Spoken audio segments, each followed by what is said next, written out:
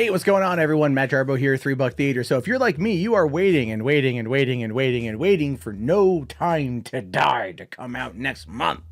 This is a movie that was in my top 5 of the year. I am excited to see what the hell was going to be happening for Daniel Craig's final outing as James Bond. I know Spectre probably should have been it, considering the fact that it kind of tied everything up in a nice, neat little bow and sent him off to have a happily ever after. However, the box office didn't necessarily respond in kind, and you can kind of see why they want to do one more to make sure that it's going to be a big financial success. And as a result of everything that's going on with a particular type of disease. I'm not going to say the word because apparently if you say the word, YouTube will now 100% demonetize. I'm not kidding you. If you mention a particular beer matched with a particular iris with a V, you get in trouble. It's everything they can do to get rid of it. And that being said, if you want this channel to stay afloat, memberships are down below. But this was posted just about an hour ago, and that is coming from the 007 verified Twitter account. MGM, Universal, and Bond producers Michael G. Wilson and Barbara Broccoli announced today that after careful consideration and thorough evaluation of the global theatrical marketplace, the release of No Time to Die will be postponed until November 2020. And I, much like Vader at the end of Revenge of the Sith, bellowed out a loud no. Seriously, I'm not happy about this. I was really looking forward to this movie. You guys have no freaking idea. I love James Bond. I was like really excited to see this. But Variety has more information here, and this is what they say. They say Bond sequel No Time to Die postponed due to beer disease outbreak. So it says here that No Time to Die was postponed until November. The James Bond sequel's backers announced on Wednesday. The film was originally supposed to be released on April 2nd in the United States and April 10th in the US. However, the spread of the beer virus has led to closures of theaters in major markets like Italy, South Korea, China, and Japan. That could have been a major blow to No Time to Die, which cost more than $200 million to produce and millions more to market. Given the hefty budget, the film will need to perform well in international markets if it wants to make a profit.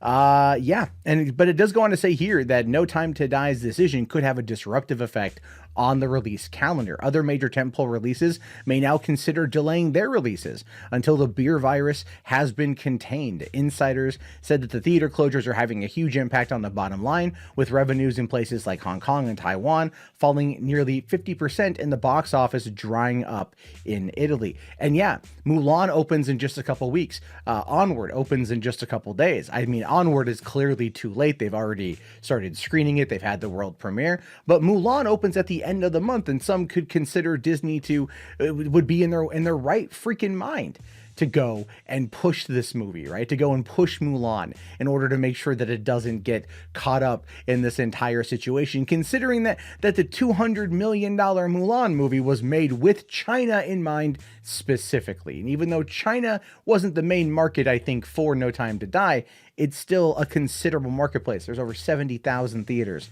in that country. But this is interesting because this popped up yesterday. I didn't see this, and this could have something to do with it. Bond fans actually asked No Time to Die to be delayed due to the beer virus. That's right. Bond fans were asking MGM and Barbara Broccoli and Michael G. Wilson to delay the movie because of this disease. That's something you don't hear about all the time, right? When fans of a movie are like, can you delay it? Like, can you delay it? Can you make sure it comes out a little bit later so that way we don't have to like wear full hazmat suits to go to the theater to go see this movie? I mean, obviously, right? This is coming in this is an open letter from the founders of MI6 Confidential and the James Bond dossier, James Page and David Lee, saying it's time to put public health above marketing release schedules.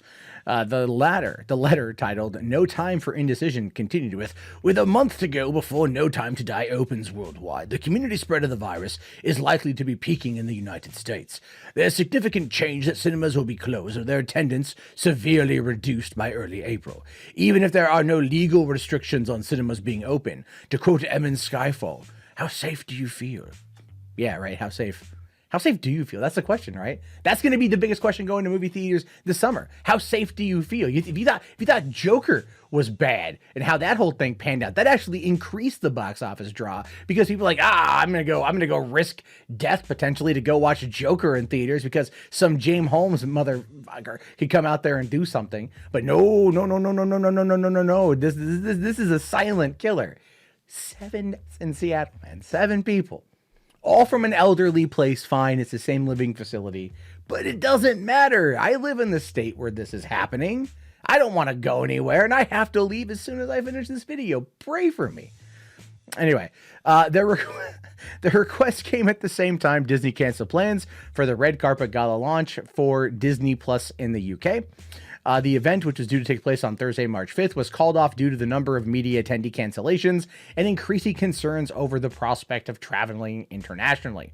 Acknowledging that the decision had been made out of an abundance of caution, it said alternative plans, including webcasts, will be put in place for interviews with actors and Disney exclusives. If you think that's bad, Warner Brothers right now, because of the lead up for Wonder Woman 1984, or Wonder Woman 84, Gal Gadot is flying private jets across the world. They're flying her privately so she doesn't get sick. I'm not kidding you. That was a little story that popped up yesterday or the other day, and like no one's really talking about it. But in reality, this is a serious issue for Hollywood. And I talked about that yesterday in my video about how Hollywood backed China, and now that is absolutely screwing themselves. And then the next day I was proven right.